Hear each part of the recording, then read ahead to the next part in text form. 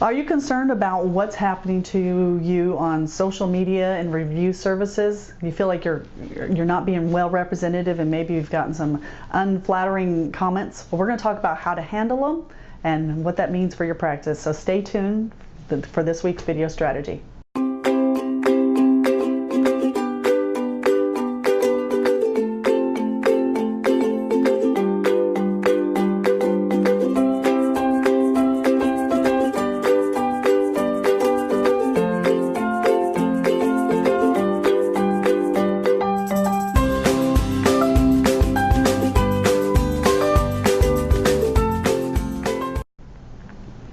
Hi, I'm Ginger Bratzel of gingerbratzel.com and New Patient Attraction Automation, and I'm the author of the book Secrets of Creating a Prosperous Dental Practice. And creating the review sites and why they're very effective and people go to them for information. You know, I go through review sites when I'm looking for stuff. Everyone does it. It's just a wealth of information. We're in the information age, and so it's there for anyone who wants to read it. So before I buy a product on Amazon, I'll read the reviews.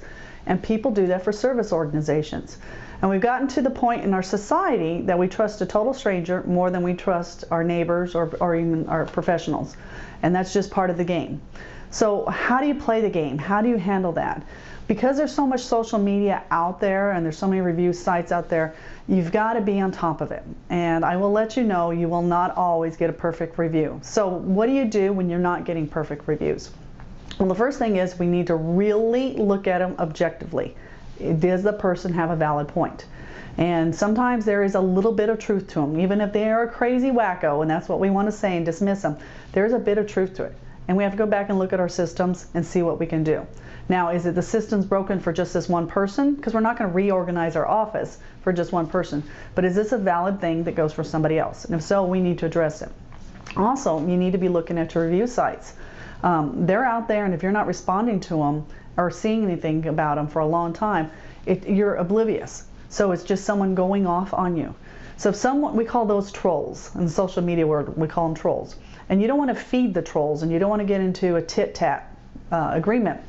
But you're not doing it necessarily for the troll, the person saying the negative. You're looking for the piece and other people who are looking at their comments. That's who you're really trying to make the impression for.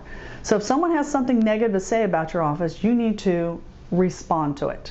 And it's not a mission of guilt, it's not a mission of error, and we're not going to violate HIPAA, but we have to say we saw this and we know this. So if someone says something negative, it could be a comment. It's like, Betty, thank you for your comment. I would like to discuss this further. Please call me at the office, blah, blah, blah, blah, blah, blah, and give them the person's name who would be in charge of it. And that person needs to be there to answer the phone. You don't give them some imaginary person or say, call the doctor who's always busy, because then that's the next response.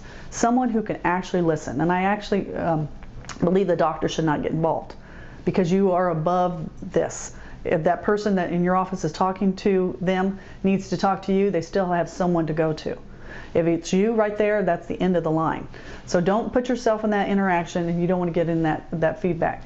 But I need you to respond to it, because what that shows the other people who are watching this or seeing what's going on, that you really do care and you want to do your best.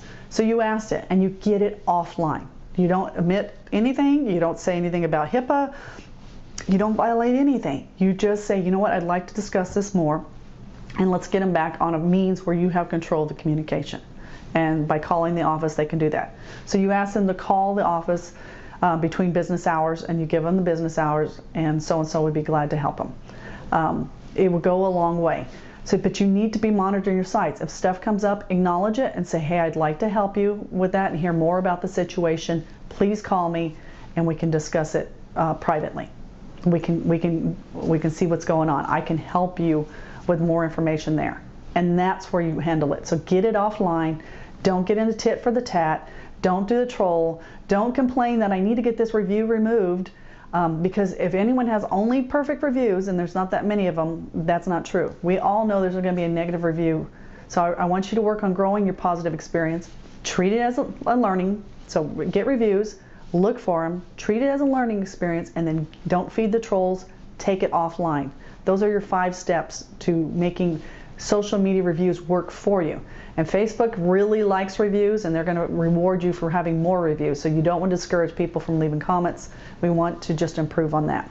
So that's all for this time, and we'll talk about how to grow your practice and get you more patients next time. Take care.